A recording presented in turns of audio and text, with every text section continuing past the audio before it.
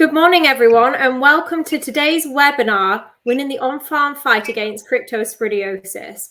We've got a great lineup of speakers this morning who are going to talk us through some of the fundamental elements that can help you get on top of cryptosporidiosis on your farm, one of the most common causes of calf scours on UK dairy farms. Our speakers today are Dr. Kat Baxter-Smith from MSD Animal Health, who's going to talk through a 5-point plan to get on top of crypto. We also have Dr. Katie Denholm from the University of Glasgow, who's going to talk about extended colostrum feeding and how that can help on your farm. And lastly, but not least, we also are joined by a Northwest farmer, David Bradley, and his vet, Tiffany Horn, who are going to talk about how they've managed to get on top of crypto on their farm. So without further ado, I'm going to hand over to Dr. Kat Baxter-Smith, who's going to kick off the sessions. Just if you have a question, we're going to be answering questions at the end. There's a chat function at the bottom of your screen. Feel free to just pop them into there and we'll come to those questions after all the speakers have spoken. So I'm going to hand over to Kat now, and we hope you enjoy this webinar. Hi everybody, thanks Sarah. Hopefully you can hear me all right and see my screen. So I'm going to sort of jump straight into it. I'm hoping and assuming a lot of you actually attended our webinar last week, which was on scour in general. So if you haven't attended that, we have got the recording of that as well, so you can watch the recording. So in that webinar, we really covered the main causes of scour, the economic problem that we have with scour, like what it costs you as a farmer. We talked a bit about colostrum and diagnostics as well. So this webinar, really, the goal is to focus in on cryptosporidiosis specifically, the fact we have this new vaccine for it. So we really want to look at how the vaccine works, how we can get the best from it, and then how we can use colostrum to make sure that it's working properly, and then see it's being used on a real farm, which I know everyone's keen to hear about. So I'm going to go into the 5-step action plan, which is a plan that we developed when we knew this vaccine was coming in conjunction with the Mordun, who are known experts in the field of cryptosporidiosis management and control. So in terms of scour in general, it's very common. We all know that. It's we did a survey a couple of years ago asking farmers on UK farms about scour, and 80% or just over 80% had scour in their units in the last year. I think most of you would sympathise with that, and 50% had experienced a mortality, at least one mortality in the last year due to scour, which is really high and is something that we can prevent. So have you experienced scour on your farm? Probably, that's why you're here. Have you tested? That's one of the things we covered in the last webinar. But if you don't test, then you don't know that it definitely is crypto. And there are other key causes of scour as well. And the management can be different. If you haven't tested but suspect crypto, then the first step would be to do some testing. And if you are actively managing crypto, then how are you doing that? So yeah, we are keen if you want to put in the chat and you know how people are managing it. We got a lot of questions actually at the last webinar about crypto, about how to manage crypto. A lot of people having to use oral products like halofuginone and paramycin to manage it, which they didn't really want to be doing, but they didn't feel like they had any other choices. So we're keen to understand who's doing what, really. And why is it so difficult to control and get on top of once it's there? It's very effective in that one oocyst, which is the crypto sort of egg, it can hatch, and the calf only needs to ingest a few of these for it to become infected. And then once the oocysts are inside the calf's gut cells, they replicate very fast and produce thousands and thousands more of themselves. So then those are shed in the feces. This happens quite quickly, around 7 to 10 days. So calves normally get infected either in the calving pen or in the first housing, generally in the first few days of life, and they are shedding then generally by their first to second week of life, and all of them, the younger calves, start get infected from them. So it just cycles round and round. And as you know, I'm sure, in block calving and in all year round calving scenarios, when you have lots of calves coming through, infection builds up, and you know, towards the end of calving, it just gets worse and worse. Also, the oocysts are very resistant to disinfectants, normal disinfectants. So, you do need kind of really hosing down, scrubbing, using approved disinfectants to get on top of this problem. And it's pretty much on every farm. So it's not like, say BVD, where we can say, oh, we're BVD free, or it's actually it's very difficult to not have it on your farm. The impact is quite significant as well. In this study done at the Moordun, they looked at the weight gains. So really what we see with crypto is it affects the weight gain of calves. We hear this over and over again from farmers. They, particularly ones where they are measuring their weight gains, as soon as they get a problem with crypto, it really knocks the growth of those animals. If you're not measuring weight gains, you may notice that animals are finishing later. They're not looking as good as they should be when they're weaning. So it's really those weight gains. And the reason for that is the effect that it has on the gut cells. The parasite really damages the gut cells, and it means the calf can't absorb the nutrients that it needs to grow. So in this study, they found calves weighed around 34 kilos less than calves with low disease, and this equated to £161 less in the sale price. These were beef calves, but in terms of dairy, you'd have a similar impact. And there's also studies to show it impacts the amount of milk that dairy animals produce in their first lactation. And they don't catch up either. So the differences didn't even out over time. You might think, oh, well, that calf, once it's been weaned and it's on hard food, it will catch up to the others. But actually, this study shows that it didn't happen. So 5-point plan, this is something that we've developed, as I said, and with this vaccine, we really want it to be used in conjunction with the 5-point plan. I think it's a very good vaccine, but it works best if all these other aspects are managed well.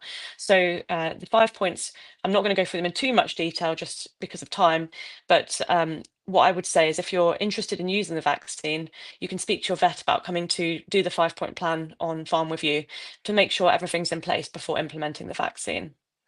So point 1, diagnose, make sure it's actually crypto that's the problem and not something else. We have rotavirus, coronavirus, salmonella, which can all cause calf scour. Colostrum, which Katie is going to go into a bit more detail in the next few slides. But if you haven't heard of the 5 Qs, then you will soon. But really making sure your colostrum is as good as it can be. This vaccine relies on good colostrum and transition milk to work effectively. Environment and management. This is really number 1, or maybe number 2 after colostrum, Katie might argue, but this is so key. If your environment is dirty, you can do whatever you want and vaccinate as much as you like, you will still never get on top of it. The crypto parasite lives in the muck, so it's so important. And these calves are, they're baby calves. They don't have good immune systems. It's really important to be clean. Treatment, if you can catch those calves early. So I was on a farm last week where they said, we know that they're about to get the problem because they don't scour, but they start lying down a bit more, they're looking off color, and then they start scouring a day or 2 later. So really you want to catch them before they even start scouring, because when they're scouring, they're producing loads and loads more parasite to infect other calves. So if you can get them before that point and take them away, isolate them, treat them, you're going to reduce the risk of it then spreading throughout the whole lot of calves that you've got there. And then prevention, which really involves vaccination protocols, and I'm going to go into now. So there are several vaccines for calf scour, because as I said, it's not just caused by crypto. So I'm sure many of you have heard of Rotavet Corona, and that covers rotavirus, coronavirus, and E. coli. We would always recommend that the Cryptian vaccine is given at the same time as or alongside this vaccine, just because rotavirus and coronavirus are pretty much on every farm, and it's very unusual to find a farm where you would have just crypto and not those other problems. So I think to get the best from both vaccines, you would use them together, and they are licensed to be given at the same time. Bovivac S is for salmonella.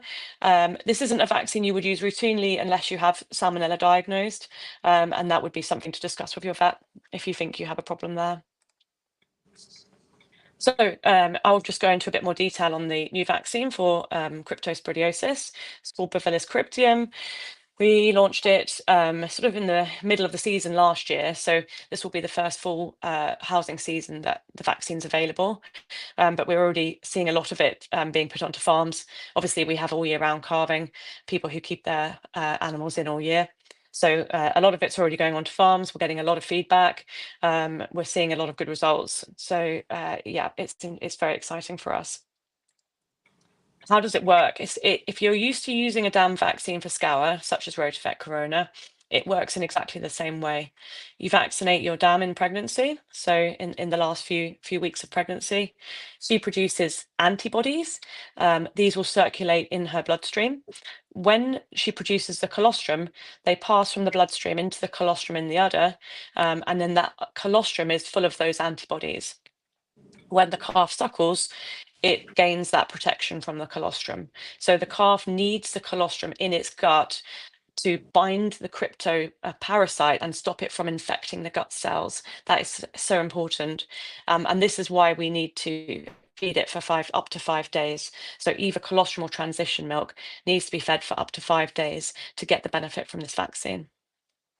You can see in this little graph on the bottom, this shows the maternal antibodies. So I know that it's a little bit small depending on what you're watching this on, but when the calf is first born, it has no protection whatsoever. It doesn't get anything through the placenta. It takes on the colostrum, and this provides it with maternal antibodies, which help to protect it against all diseases.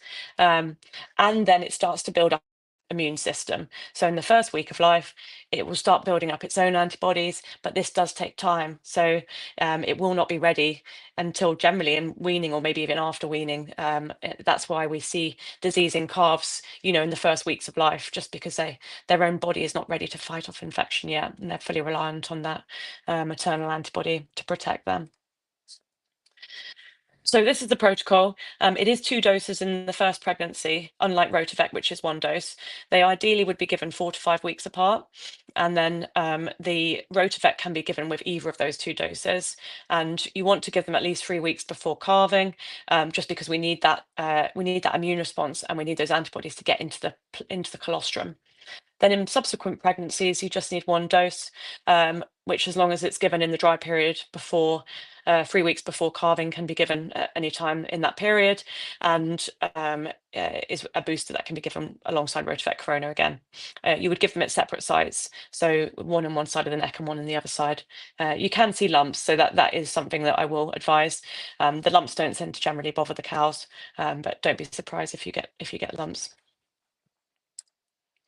Obviously, if you're a beef farmer and you have beef calves, it makes it much easier because they can just suckle from the dam as they normally would and live their best lives. So that's fine. We'll move on. Dairy calves can be a bit more tricky to implement. And in some cases, it does take a change in your protocols. A lot of farmers now are feeding extended colostrum or transition milk. So this does seem to be something the industry is moving towards. And obviously, if there are other sorts of diseases on your farm that you need to manage, such as Johne's, you need to have a discussion with your vet about how you do that. But it can be done. And Katie's going to talk a bit more about that as well. So in terms of dairy calves, you can either just feed them the dam's colostrum and milk for 5 days. So their whole entire feed is just from the dam. And there's quite a few farms that seem to be doing that now. So that means they're getting a maximum amount. Or if you don't want to do that, we would recommend that you harvest the colostrum from the dam. So the first milking colostrum needs to be given to the calf as the first feed, at least 4 litres. If you have any excess, then keep that. The second milking colostrum can also be used. So you would harvest those 2 milkings, and you would use those to provide the first day at least 4 litres, and the first feed at least 4 litres. And then from then on, you can give, this is added to the milk powder, so added to your usual feed. You would give 1 litre on day 2, and then half a litre per day on days 3 to 5. So that needs to be colostrum that's been harvested from the first day from the cow. And then that gives you the same effect. Hopefully that's clear, but if there's any questions about any of this, then we can come to the end and we can clarify a bit more. Good, so questions will be at the end. I will pass on now to Katie Denholm. Thank you. Thanks for having me. So I'm just going to start by putting everybody on the same page. So this is a calf in utero. And as Kat's already said, the bovine placenta is different to other species in that antibody molecules don't pass freely across the placenta into the unborn calf. So unlike in humans, where if the mother is sick and mounts an immune response, some of that immunity will pass across the placenta to protect the unborn baby. But in calves, that doesn't happen. So the calf is born essentially like a clean slate, and colostrum management needs to be optimal in order to try to transfer as much antibody across the calf's intestine into its bloodstream after it's born.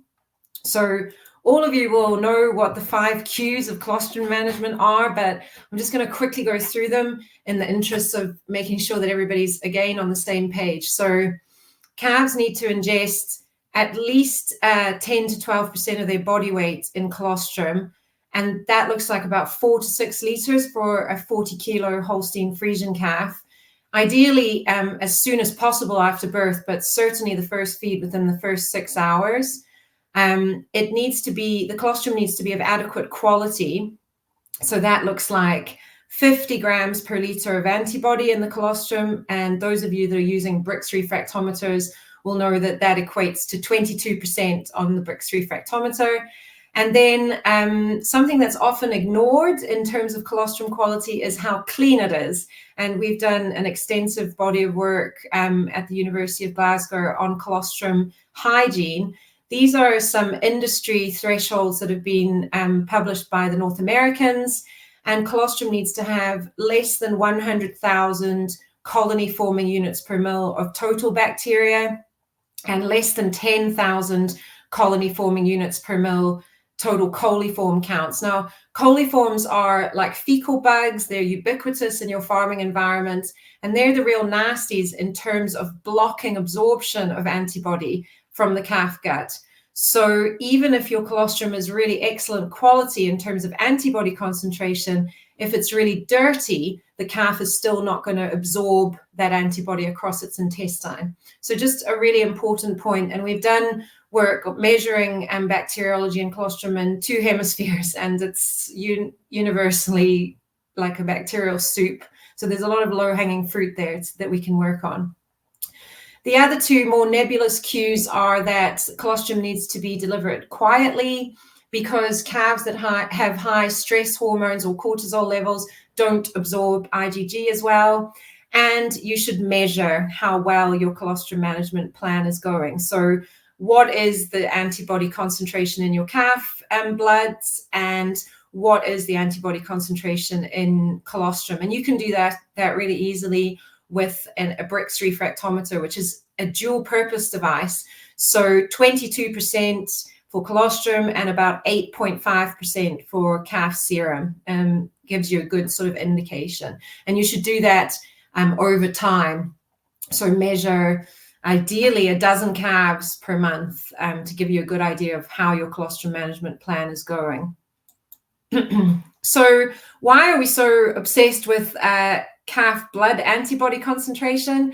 And the reason is that when calves have got failure to transfer passive immunity, which is where we fail to absorb antibodies across the intestine into the calf bloodstream, they're more likely to get sick, they're more likely to die, they're less likely to grow well, which means they don't conceive as well because they're undergrown. They don't produce as much milk in their first lactation, and they're more likely to be culled.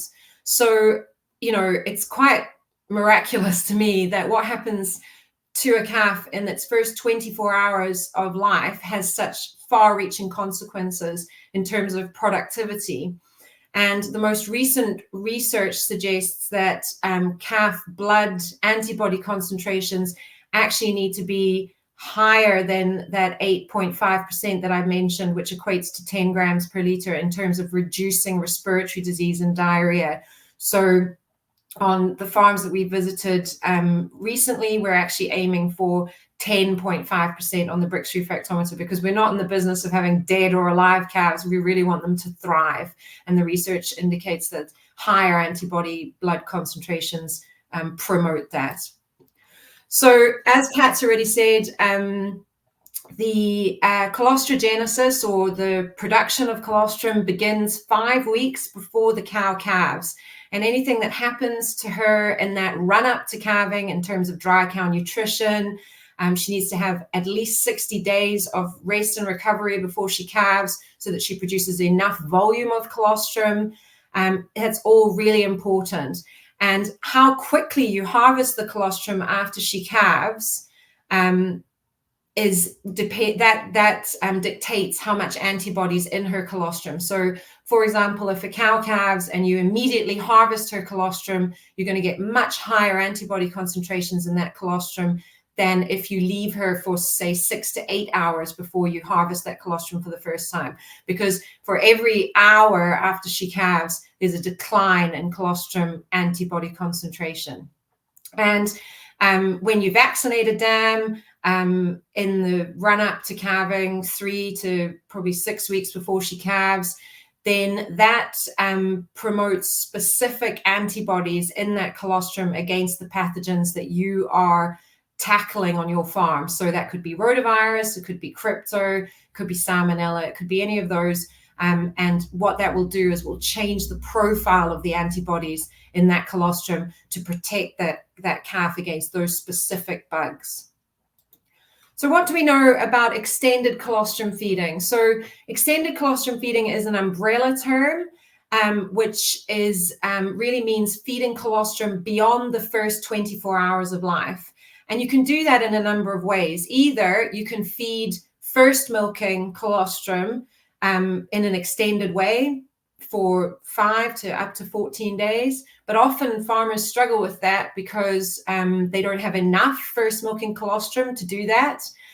And you could also use transition milk, which is transition milk, technically speaking, is milkings 2 to 6 after calving. But the highest antibody concentration is going to be in the milkings that are closest to calving. So if we're using transition milk, which is still quite high in antibody, to feed colostrum in an extended way, I would use milkings 2 and 3 pooled together and fed to those calves in an extended manner for at least 5 days, up to 14 days if you can manage it. And what we know about that is that it really promotes health and growth in these calves, because even though the intestinal cells are not permeable to those antibody molecules anymore, so the antibodies won't be absorbed into the bloodstream anymore, but they will act at the local intestinal level to protect against those nasties like rotavirus and crypto. And also colostrum is an excellent energy source because it's really high in fat, and it's also got a perfect cocktail of all these other things. So all the colostrum research is really focused on antibody concentration, but there's so much more to colostrum than just antibodies. And you can see on the right side of this slide, there's these this class of molecules called non-specific antimicrobial peptides. And these are like lysozyme, lactoferrin, lactoperoxidase, which all act to inhibit bacterial growth. And then colostrum also has vitamins and minerals, immune cells, immune messengers like cytokines, and then insulin and insulin-like growth factor, which promote growth. And these short-chain carbohydrates called oligosaccharides, which prevent the nasty bugs from attaching to the calf's intestine, and also interestingly act as a substrate for the kind of what I would call good bugs like bifidobacteria and lactobacillus, which are the kind of bugs that you would ingest in active culture yogurts, which promote an optimal microbiome, gut microbiome for the calf. So this is just a quick slide on how to feed colostrum in an extended way. So either you could invest in ice cube trays, ideally large silicon ice cube trays that hold at least 50 mils of colostrum in each ice cube. And if your colostrum is 50 grams per liter, then each of those 50 mil ice cubes will equate to about 2.5 grams of antibody. And so you need to add about 4 of those first milking colostrum ice cubes to your milk feed for 5 days in order to get the benefit, because we want to ideally feed 10 grams of antibody to those calves for at least 5 days. The other thing you could do is you could invest in a colostrum replacer powder. These are reasonably pricey, and they also probably don't have the specific antibody profile that's important for your farm. So those probably wouldn't be my first choice, but they are an option if colostrum supply is problematic on your farm. And the other thing you can do is feed transition milk for 3 to 5 days. So again, milkings 2 and 3, mixed from cows that have recently calved. Select your colostrum donor cows carefully. Don't obviously put a Yoni's cow into that pool of transition milk if you can avoid it, because that will cause disease transmission problems to your calves. But feed that transition milk for 3 to 5 days. And when we've tested transition milk in our lab, we found that it's about 30 grams per liter of IgG. So it's not as high an antibody as first milking colostrum is, but it's still pretty good in terms of getting antibody into calves in an extended fashion. And this is some recent research that's been published. This was a study where they fed transition milk for 2 to 4 days, and they fed a powdered colostrum replacer for the same period of time, mixed with the milk replacer, and then they fed milk replacer alone. And you can see in the red box, this is satisfying to me because, as I've already said, colostrum replacer product powder is quite expensive. And you see you get the equivalent weight gains when you feed transition milk, which should be in abundance on your farm for free. So the milk replacer only group didn't perform as well as the transition milk group, which performed just as well as the colostrum replacer group, fed for 4 days. And then this is some Belgian work.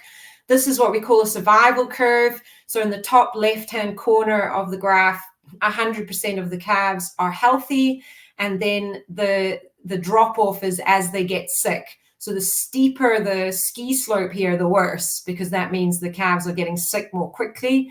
And you can see the colostrum supplement group, when they fed 10 grams of antibody, which was equivalent to about 70 grams of colostrum supplement powder for 14 days. They had increased weight gain in the first month, and they didn't get sick as quickly with diarrhea. And then this is some work that was published in 2020, looking at the intestine. And you can see here, these are the panel C is just whole milk alone, and then the other groups are transition milk and colostrum. So you can see the finger-like projections in the intestine are more well developed when you feed either a colostrum replacer or transition milk to the calves, and this promotes growth. And then the Irish and the North Americans have done some quite intensive calf health scoring using a scoring system every second day. And what we see here is that the calves that were fed either 150 grams of colostrum replacer for 14 days or 2 to 4 days of transition milk had lower morbidity or lower sick sort of indicators like eye scores, ear scores, runny eyes, runny noses, that sort of thing. And this is just a couple of pictures from colostrum storage situations on the farms that I visit. Just a word of warning that if you're going to feed a colostrum or transition milk in an extended way, it better be really clean and it better be stored correctly. So you can either use cold temperature, like fridges and freezers, to store colostrum and transition milk for extended feeding, but you better be sure that your freezer is 4 degrees C. Your fridge is 4 degrees C and your freezer is minus 20 degrees C. So if you don't have a temperature gauge on your cold temperature storage, then it's as good as a cupboard as far as I'm concerned. And you can also use chemical preservatives like potassium sorbate to preserve colostrum and transition milk to feed in an extended way. And your vet should be able to provide you with the recipe to do that. And that works really well even at ambient temperatures. And this is a beautiful picture from one of my farms where they've got this beautiful sort of double sink situation. Just another word on hygiene. So a bit of elbow grease goes a really long way. A lot of the work that we've done recently on Scottish dairy farms showed that 3/4 of the feeders that people were using to feed colostrum and transition milk to their calves were highly contaminated. And colostrum, as everybody knows, is really fatty. So swishing cold water across those storage buckets and feeders is just not going to cut it. You need scrubbing brushes. See, this farm's got all different sizes of bottle brushes to get right into those feeders.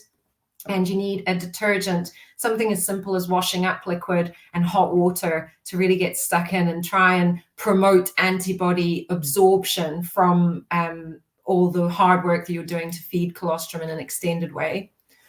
And then just a quick word on colostrum and crypto. So transition milk or extended colostrum feeding is really beneficial in its own right.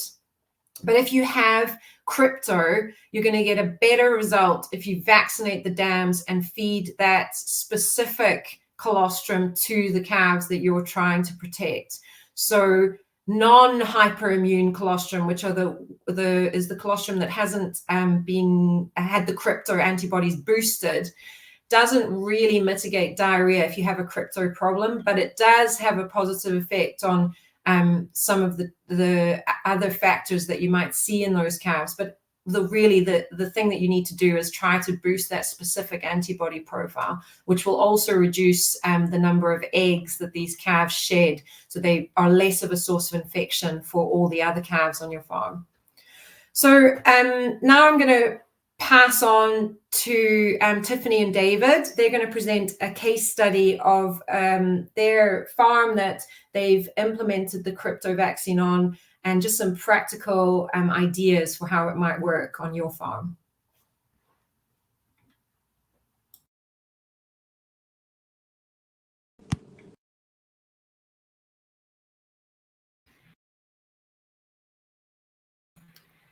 Oh, we just need to unmute there, David. Sorry.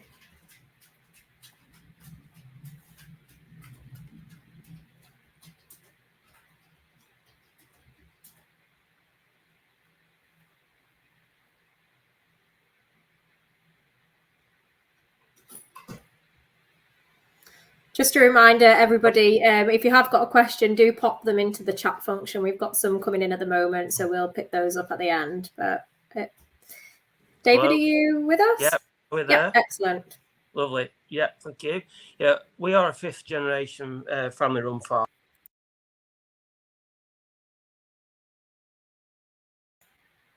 You've just muted yourself again, David. Sorry, could you just pop that?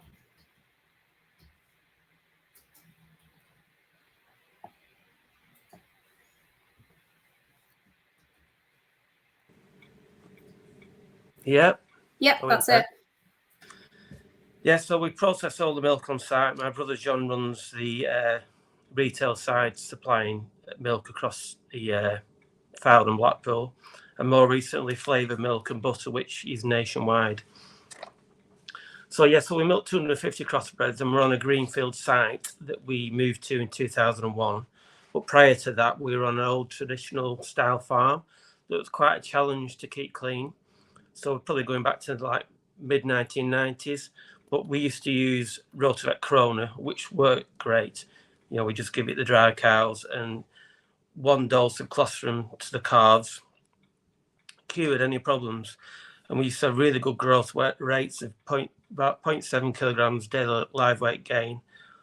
You know, they used to do really well, never any problems. Then just going forward a few years, maybe 3 to 4 years ago, all of a sudden calves started looking a bit lethargic, off the milk.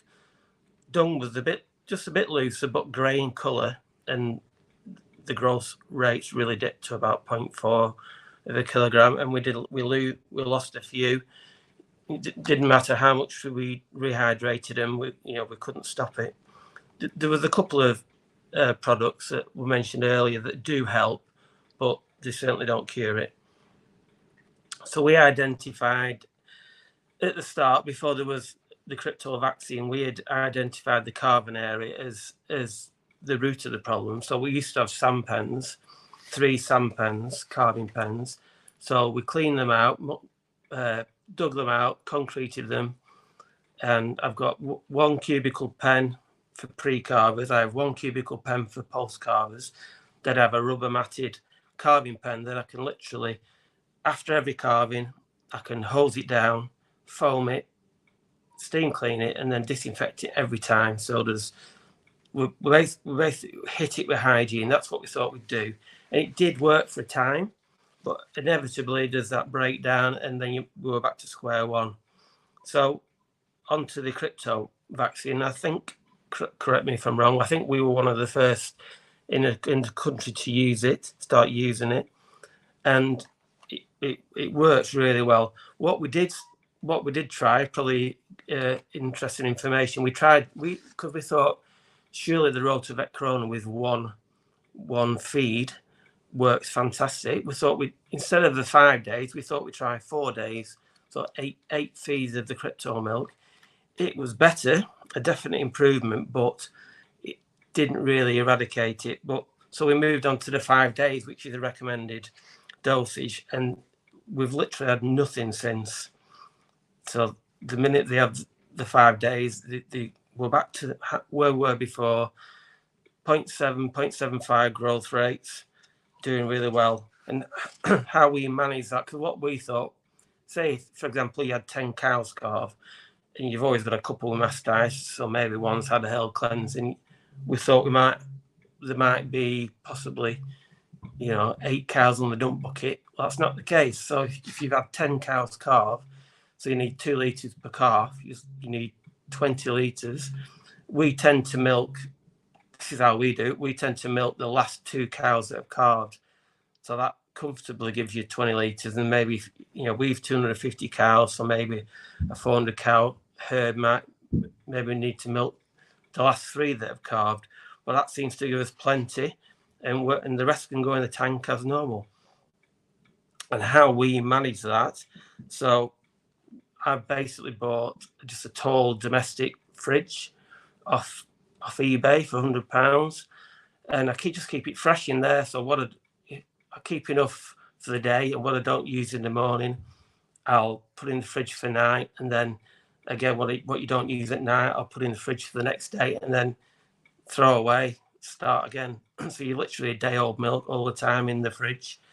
And then I've already got a freezer for freezing your first colostrums. I've also got a freezer, and I've frozen that, again, just a domestic freezer. I've frozen lots of crypto milk just in case I needed it.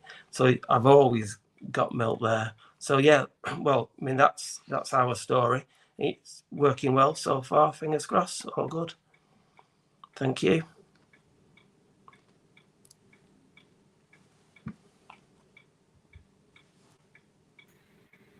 Tiffany, do you have anything that you'd like to add about how you're working with David, and how what you're seeing on farm?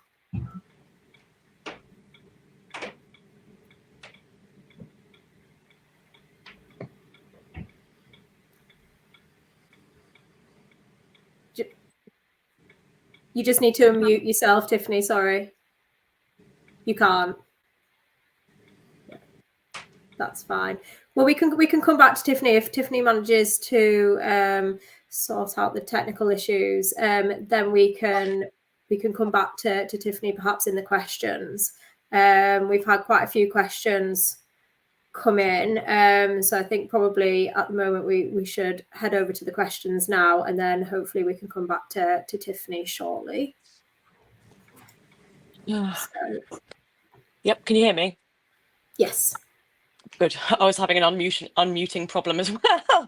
So yes, hopefully Tiffany will be able to unmute. And Tiffany, when you do, just butt in, and then we'll hear from you, because I think we really want to hear your side of the story. But thank you, David. That was super interesting. I do love hearing from farmers. It just gives you the proper context for everything, doesn't it? So that was really great. So I will start on the questions, and then hopefully we might be able to hear from Tiffany at some point during that as well. So some of these questions were sent in to us before the webinar started. And so I'll go through those first. Some of them we may hopefully have answered as we go through. And then if anyone else thinks of any questions, just pop them in the chat, and we'll get as many answers as we can. So somebody said, what are your views for vaccinating cows before calving for success of this? I feel like we've sort of answered that. It seems to be going well for our farmers that have adopted this. Oh, Tiffany, I can see you on the screen. Still on mute though. Can you say anything? Nope. Okay, that's fine. So there's been a few questions around Halocure or halofuginone. So somebody asked, what is halofuginone? So it is often sold by, it's an active ingredient. The brand is either Halocure, or there are some other brands such as Halagon. And the idea with those oral products is they are given to the calves normally from the first day of life for around 5 or 7 days. And there are antibiotic ones as well, which can be given. The issue with those is firstly, you're having to give them every day. And then secondly, some of them are antibiotic based. So, we are trying to reduce our use of antibiotics. And so most farmers now are not happy to really be giving antibiotics to every calf. And then a few people have asked if they are using Halocure, or if they have been using Halocure for years, and then they start vaccinating, do they still need to use Halocure? With that, I would say ideally not. So what you want to do is start vaccinating. It depends on whether you're block calving or all year round calving. So you will have cows coming through, not all of them will be vaccinated. So you may need to use a bit of Halocure as you're getting going with the vaccine, but if you've got things going well with the vaccine, you shouldn't need to. I don't know if you want to come in here, David. Were you using Halocure? You said you were, and now you don't have to. Yeah, we use the Halocure. It like you say, it did work. It did help, but didn't cure the problem. And there is another product which is, I think is it paramycin? The paramycin, yeah, that's the antibiotic one. That did work better, but again, you're not curing the problem, are you? Just it didn't get rid of it altogether, and obviously as well, it's quite expensive as well. So the vet, you're increasing the vet bill, but not curing the problem. Do you have any comments? Oh, sorry, go on. I was just going to say, I did chat. I thought she was unmuted there. Tiffany did mention yesterday when I was chatting to her that she basically won't let any of her clients start using the vaccine until they get cleaner, because like someone said earlier, there's literally no point. If you're not clean, you've got to do everything, haven't you? If you're not clean, there's no point even starting. So she's obviously, if they want to waste the money, it's up to them, but she says it must be clean. Everywhere must be clean before you actually start. If you think about the crypto vaccine as like a tool in your armory against crypto rather than a silver bullet, and you just need to do, like, there's no escaping the hard work to try and clean your act up. You have to do that part as well. Yeah, exactly. Yeah, exactly. And I think that's why when we released the vaccine, we did release it in conjunction with this 5-point plan, of which management and hygiene is one of the key points. I think, like you said, with Rotovec, you can kind of bang it in and it does a great job. With this vaccine, you need to have a holistic approach towards it. So the vaccine works really well as long as you're doing the other 5 steps of the 5-point plan. So yeah, Tiffany's completely right that she's you're choosing farms that are doing a good job of their hygiene to implement the vaccine on. So that sounds like the ideal farm to use it on. Cool. Somebody says, what are the most important things to remember when using the vaccine? So for me, it would be 2 doses in the first pregnancy, colostrum, and hygiene. David, is there anything that you would say to add to that? Yeah, I'd say. I mean, heifers, because don't forget about heifers. A long time ago, I was told that your heifer's colostrum is your worst colostrum. So because they're only young animals, they've got a low immunity, haven't they? But I've started jabbing everything with it now. All the heifers get the Rotovec and they get the crypto, because if you don't, you will run out of colostrum. You won't have enough, because if a batch of heifers calve, you'll run out of colostrum. So you you need to jab the heifers as well, definitely. But Mhm. it's a bit more difficult because you've got to, you don't have an actual. I with the cows, they get jabbed at drying off, and then I move them into a second group, 4 weeks to calving, to get them ready for calving, extra minerals. So they get jabbed again then. So you've got to look at the dates of when the heifers are due to calve and jab them 8 weeks before, 4 weeks before. It takes a bit of managing, but it's much better if you do that. And what I would say about heifer colostrum is that it's not universal that heifer colostrum is poor. And in order to understand what's actually happening on your farm, you need to measure it. So use your Brix refractometer to measure colostrum from cows and get all the cows and the heifers to get an idea whether there is a problem with low antibody in your heifer colostrum, because that's not always the case on every farm. Some heifer colostrum is absolutely perfect. It depends on management. Yeah, 100%. Right, just having a look at the other questions that are coming in, quite a few, which is great. Best, we always get this question, best disinfectant on the market for battling crypto.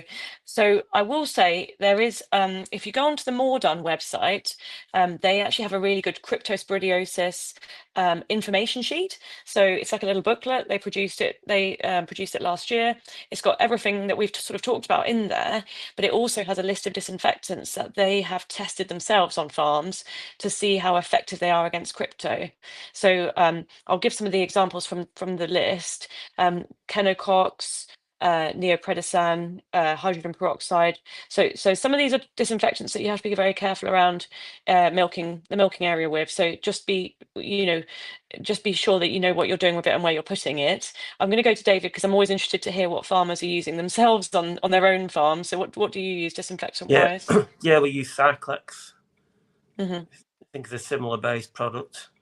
So yeah, it works really well. It needs to be an oxygenating product to kill the oocysts in the environment, and it needs to have a claim against crypto-oocysts, ideally, on the label. So there's a number of options, but yeah, that graph's pretty good. It was Hannah's PhD thesis. Hannah Shaw, yeah. So if you didn't catch that, it's just go on to Google More Done crypto workbook or something. I think that's what it is, and the list is there. But a lot of farmers do use Cyclex. That does seem to be one of the common ones. And then the key thing as well is the right concentration. So just pretty much every single farm I've been on, they don't measure the concentration. Hopefully you do, David, because you're the poster boy now. Yeah, every time. So just make sure you're using the right concentration, because you don't want to be sort of wasting your money, I suppose. Perfect. So next question, how early can crypto start to be shed in baby calves? So basically they can be infected from birth, and the life cycle of the crypto is about 5 days. So they can start shedding really early. You can see, other calves are being infected. They'll start shedding within the first week of life, really. So you were seeing your calves, you were seeing it about a week or so of age, were you, David? Yeah, I'd say, a week, 10 days. So even calves that were older would come down with it, that you think we're through it, Mm-hmm. Yeah, that's quite common. Any comments, Katie, on that one? No, I think, it depends on the environmental challenge as well, doesn't it? You can see it really early. Yeah. Okay, next one. So we've got a few questions around the colostrum, which I think came from your talk, Katie. If you pasteurize your colostrum, will it affect the antibodies from the vaccine? Yes. If you pasteurize your colostrum at 62 degrees instead of 60 degrees, you can expect the antibody molecules to denature and essentially break apart. So pasteurizer units need to be calibrated, and you need to run them at no more than 60 degrees, and the margin of error is like very small. So 60 degrees for 60 minutes. When we surveyed UK dairy farmers, we found that only about 10% of them were using pasteurizer units. Again, they're not a silver bullet. They're just one tool in your armory to try to improve the hygiene situation on your farm. And when we surveyed the kiwi farmers, we found that only 1% of them were using pasteurizers. So my point is that pasteurizers are not in popular use because they're quite expensive to purchase. But if you have one, you need to use it, you need to calibrate it, and need to be aware that it's subject to human error like everything else. So it's not going to be, the be all and end all. You do still need to do the hard yards to clean up your act. Mm-hmm. I will say that when they did the original licensing trials for the vaccine, they did use pasteurized colostrum in the challenge studies. So yes, it can be done, but as Katie says, you must do it properly. You don't pasteurize, do you, David? No. Yeah, that's fine. And I know there are quite a few farmers thinking about it now because of the grant cycle that we've just had. So I did speak to a farmer last week who was purchasing a pasteurizer, and I think that's all well. You just have to make sure you do use it properly. We actually have a sort of lead-on question. So if you can't collect colostrum from every animal, can you pool it and feed it to newborn calves as a transition milk? So Katie, what are your thoughts on the pooling colostrum situation? So you need to feed first milking colostrum for ideally the first 2 feeds, and then you can feed a pool of milkings 2 and 3 to calves. If you have a number of cows that calve close together, like within hours of each other, there are, in seasonal systems, people do pool first milking colostrum, but the risk of that is disease transmission from various dams. And then also that if you have like a particular cow that produces a lot of first milking colostrum, like over 9 liters, then you might dilute out. The risk is that you dilute out the antibodies in that pool. So if you pool colostrum, you can do it. You just need to be aware of the risks, and you probably need to test it with a Brix refractometer to make sure that it's where you think it should be before you feed it. But it is something that people do regularly. Hello. Sorry, I think my You don't do that, microphone's do you, working David? now. You just feed the cows to the calves. I No, think that's what you're saying. we do pool do? it, like I was saying. If you had 10 cows a calf, logistically it would be difficult to keep.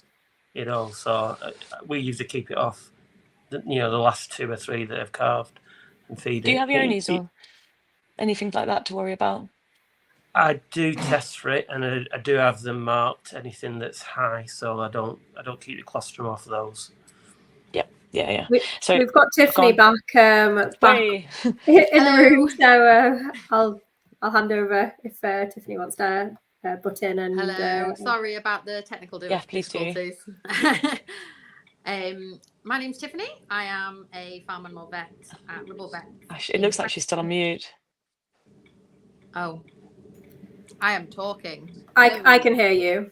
Okay. I can't hear her. Oh. Does it help if I'm closer?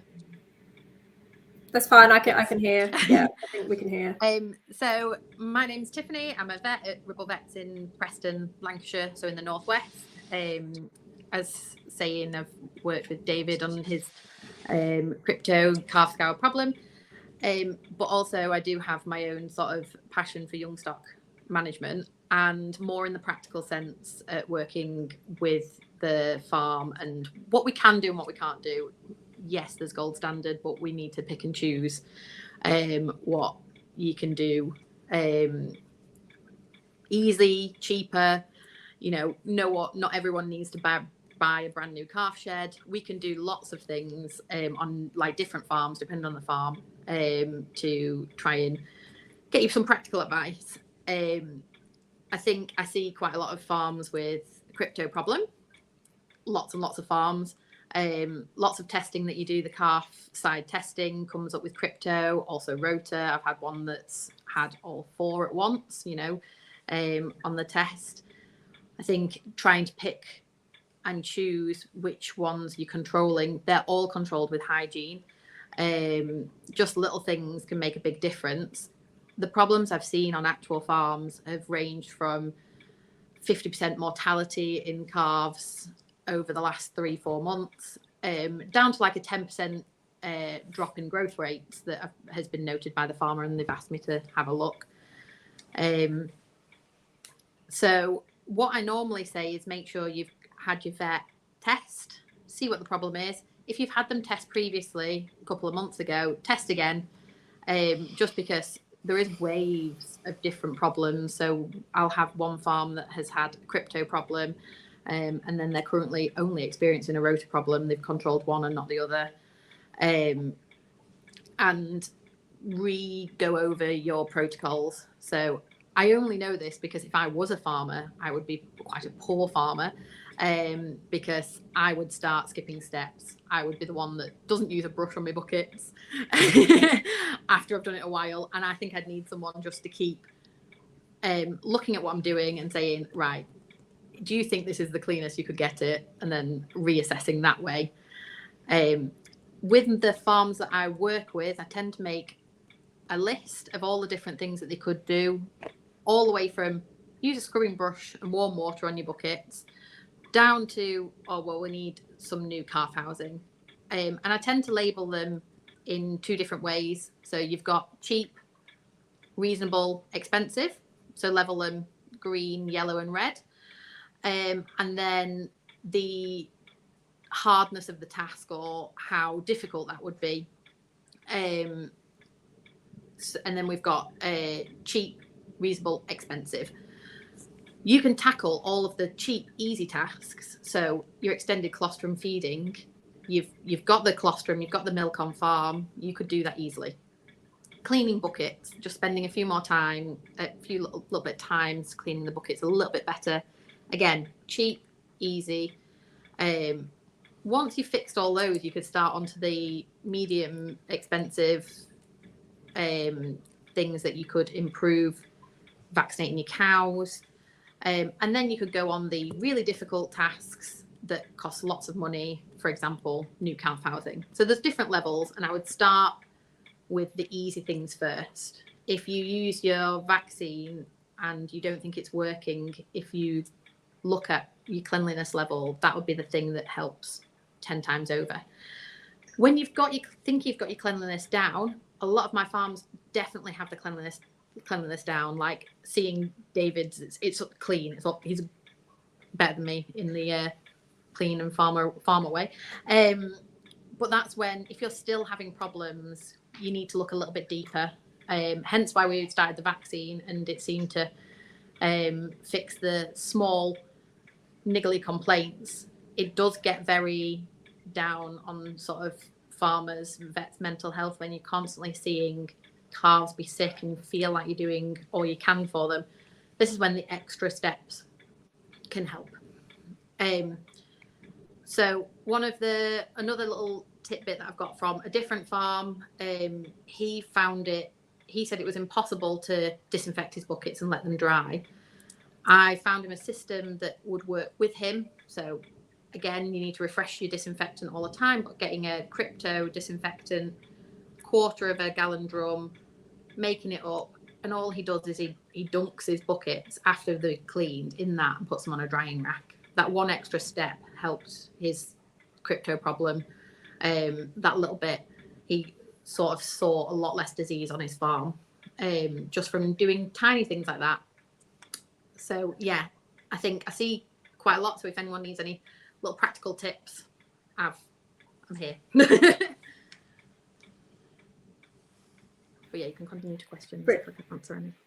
Brilliant, that's great. Thanks for that, Tiffany. I'm really glad we managed it. Some really good top tips for farmers there. So I'm just gonna because Kat's just dropped back off, and we'll hopefully be joining back on. So we're just gonna continue. We've had a lot of questions come in. So a quick one for you, Katie, with regards to antibodies. Once the larger antibodies can't pass through the membrane for absorption, how do they help prevent pathogenic spread within the gut? So basically they work locally at the gut level. So they'll bind to pathogens that are in like the gut lumen. So they're still useful to try to sort of nullify the effect of pathogenic species, but they won't be absorbed into the calf's gut, into the calf's blood across the gut, because the gut cells become impermeable. Hope that makes sense. Yeah. So then they neutralize what's in the gut. They can't be absorbed into the blood after the first 24 hours, but they're neutralizing the pathogens that are there. So having those antibodies in the gut, even after the first 24 hours, is really beneficial. Great. Do you want me to try with the question? Can you say something, Tiffany? Sorry, because I just couldn't hear you before. Oh, I can. Brilliant. Okay, I'm going to crack on then. Somebody's asked about colostrum replacements. I mean, this is slightly off topic, I think, because the thing about colostrum replacements is they don't contain the antibodies from. So if you're vaccinating a cow, the colostrum replacements don't contain the benefit of that. So you would only really use a colostrum replacement if your cows are not producing enough colostrum, or you've had an issue and you've not been able to get colostrum into that calf. I mean, if Tiffany or David have any kind of ones that you like to use, like, I'm happy to hear them, but we'll keep it short, I think, for this question. I think I would mainly advocate using colostrum replacements. It replacer in sort of like your Yoni's cows. You don't want to give them the Yoni's milk. So you've come to an impasse. It doesn't matter how much you want to do extended colostrum feeding, you can't, because obviously it'll affect the calf further on. I find the Immucol Platinum is Yoni's BVD free, so that would be the one that I would probably recommend. It's obviously one feed, but for that first feed, not as good as a cow, but nearly as good. That would be the one that I would go with, and then the rest is just as good as you can sort of get. Colostrum supplements and colostrum replacers are not the same thing. So your colostrum replacer needs to provide at least 100 grams of IgG, and either the Immucol Platinum, which is I think a VetSonic product, or Saskatoon Colostrum Company are the two that we advocate for, and you get what you pay for. So don't think that you can go cheap with colostrum replacers, because you can't. So true. Somebody said, why do calves start scouring as soon as you take them off colostrum? I feel like we sort of answered that. Katie, if you want to, but we sort of did answer that in the last question, didn't we? Yeah, it's more than likely a nutritional scour as they transition onto the new substrate that you're trying to feed them on. So we know that calves do better if you feed them transition milk for at least 5 days, because it's a whole milk product. So yeah, I would advocate for colostrum, first milking colostrum for the first 2 feeds, and then a gradual transition onto transition milk for 5 days, and then onto milk replacer to try to sort of smooth that bumpy road as they transition onto the new substrate. Calves also like things the same person feeding, the same mix, at the same time every day, the same volume. You know, they're babies at the end of the day. So keep it clean and keep it really consistent as you can, to try to prevent that nutritional stress scour. Yeah. Any comments on that, Tiffany or David?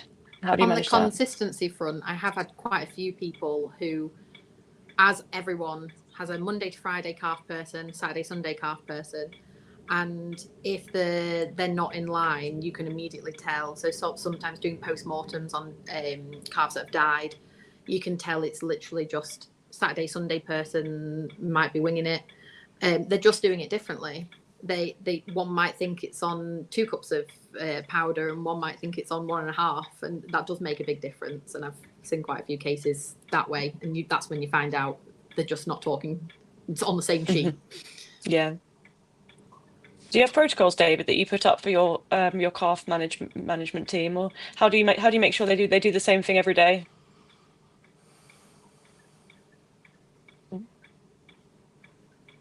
Maybe he can't hear me. We do seem to be having trouble with the sound. I'll carry on. But David, if you can hear me, do butt in. Major causes of cryptosporidiosis. The cause of cryptosporidiosis is cryptosporidiosis, so it is a parasite that causes scour. Hopefully, if you weren't here at the beginning of the presentation, then I've gone into that in a bit more detail, so you can watch that back. Yeah, somebody's mentioned cryptosporidiosis in the water. So actually, a colleague of mine called Kerry did a paper recently in conjunction with the Mordun on cryptosporidiosis cryptosporidium parasite found in water. So this is river water and water that can be used for drinking. So it's found in raw water, as in raw water in rivers. And if people are swimming in those rivers and stuff, they can be infected by it. It does get killed by the processes that the companies used when they're treating it for drinking. So it shouldn't be in drinking water, although I know there have been some issues where it has occurred. And it is generally what she found in her research is that it's likely to come from farms. So it's likely to come from the wash off of farms. And I think this is something that if we as farmers and vets are trying to manage this disease, we are then reducing the risk to humans. So it is a disease that humans can get. But happy to hear if any of the other panelists have any comments on that. I've got a comment vice versa on that. I did have a beef farm that was calving outside that ended up with quite a few cases of scour, and when we tested it was crypto, which doesn't occur too much in obviously cows that are suckling off mums, and we did lots of testing because they just kept having a problem, and that ended up coming from the water. It was borehole water. So again, just a different aspect. It is normally, that was when my hygiene talk didn't work because they were calving outdoors. So yeah, it can be. You go on. Just a word on water access for very young calves. We've surveyed farmers with about 50% of the Kiwi farmers we surveyed weren't actually offering any water at all to their newborn calves. Because they think that milk's mostly water, which is, crazy thought process. Obviously, we're in the business of trying to get these animals to become ruminants, which means they have to ingest roughage and concentrate. They need to have access to clean water. Otherwise, it's kind of like asking a human to eat a box of dry Weet-Bix and hoping for the best. So clean water access is badly done. The North Americans published some work as well on water access, clean water access for baby calves, and they also found that it was very poorly done. So the best case scenario is like a kind of ball cock system where it replenishes itself, but a lot of farmers will just have buckets. So it's back to your scrubbing brush, I'm afraid. Try and keep the water clean and crypto free. Good, perfect. Somebody said, would you be able to visually differentiate crypto from other causes of calf scours? I mean, I'm going to say no. I know lots of farmers tell me otherwise, but I'm going to say no. You cannot really tell, even though they're like, oh, I know the smell, I know the look. You need to diagnose it. You know, I would say, even if you think you do, and you think it's cut and dry, I'd still get a diagnosis. It's so easy. Yeah, I mean, Tiffany, what do you think? Also on that, well, I can see that there's like a difference, but a lot of those cases, yes, they can smell it's crypto, but it also has rotavirus in there. So I think farmers know their animals. They tend to see that there's a pattern going on, but I would still get it tested because it can be two-pronged attack. I rarely see one on its own. Yeah. So apparently David can only hear you, Katie. So if any questions go to David, I know it's so strange. If any questions are there for David, then Katie maybe can ask them. We're going to wrap it up in the next 5 minutes, I think, because we're already doing quite well for time. So I'm just going to pick a few of the final questions. Somebody said, is it the first pregnancy of using the vaccine? He's put 2 JAGs. So Farmery, it's two vaccines in the first pregnancy of the crypto vaccine, and then subsequent pregnancies is 1 vaccine, so 1 booster. And then he's asked about price. I can't talk about price, I'm afraid, because that is according to your vet. So it's where you buy it from will determine the price. So, well, this is somebody who sounds quite clever. On colostrum, recently there was an article in the press suggesting that 3 litres at 25% is better than 4 litres at 22%. I mean, maybe, yeah. Katie, what would you say? So I think the recent work talks about the total mass of IgG. So ideally, you want to deliver 200 to 300 grams of IgG. So to me, the volume is less important than the mass of IgG that's delivered to the calf. So you're right that if you had a highly concentrated colostrum, like 3 liters of 25%, you could get away with delivering that instead of the lower concentration of 4 liters, because we're interested in the total mass of IgG that's getting into the calf, if that makes sense. Sorry, I'm getting quite a lot of feedback. I think that's maybe from you, David. I don't think you can hear me. David, can you mute your iPad, please? Yeah, thanks. Okay. Well, I think we'll wrap it up because we're getting quite a lot of feedback, and we've answered lots of questions. I'm sorry we didn't manage to get through all of the questions. So I'm going to pass back to, but I'll probably try and answer them in the chat. I'll pass back to Sarah, who's going to wrap up the webinar for us.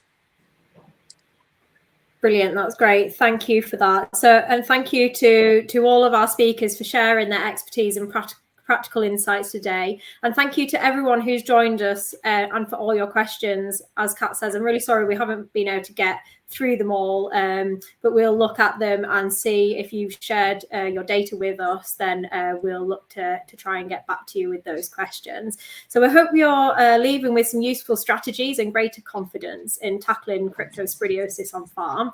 There will be a recording of this webinar that will be sent to you after it's finished, that you can share with your friends, colleagues, or whoever you like. As Kat mentioned at the start, we also held a webinar that was more broad on scour control. So this is also available to view on demand, and a link will be emailed to you from Farmers Weekly after this webinar has finished. All the webinars that we've run will also be on the Farmers Weekly YouTube channel. So I'd just like to take the opportunity to thank our speakers and to thank you for joining us today, and we hope you have a good rest of the day. Thank you. Thank you. Okay, you're welcome.